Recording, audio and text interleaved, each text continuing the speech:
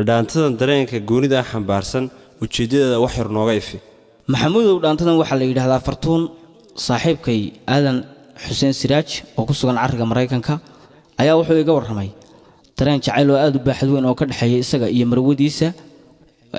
fartuun khaliif ibraahim markuu dareenka iga warramay ayaa wuxuu iga codsaday in aan jacaylkooda baaxad weyn leh ku cabiro xabad dhaanta ah sida daraadeed ayaan dhaantadan ku sameeynay laxankan macaan waxa saaray saaxiibka aan wartooti muusikuna waa Cabdiqaahir Kacsi waayahay codkuna waa adiga bal si daan wada tunne fartuunay hab quraaxa kartidaada hawaysan joogahay wada foomka saadanaanka u muuqan hableen mid ku gaadho horay looma abuurin oo haweenka adduunka adiga u horeeya hooyadad bay fartuun habka dhaqanka suubanka soo haybsato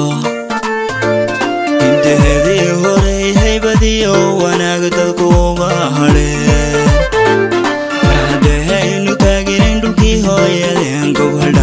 hergeliyo hoygii afdheer yaan hadhiyo habeenkugu hasaawila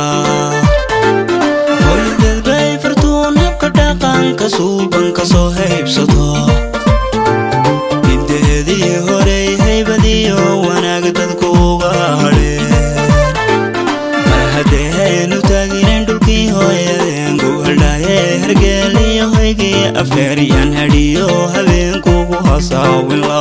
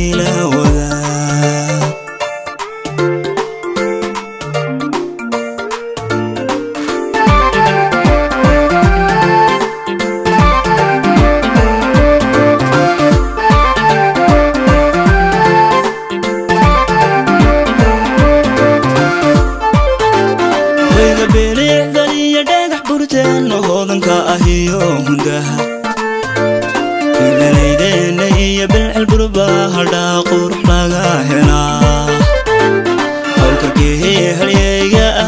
له بيسوه دوركي مدالن هبسنينا خليف حاجة كذا معاه سوم سوه يسادو وإذا بليع دليل داقح بورتان وغضن كاهيو هندها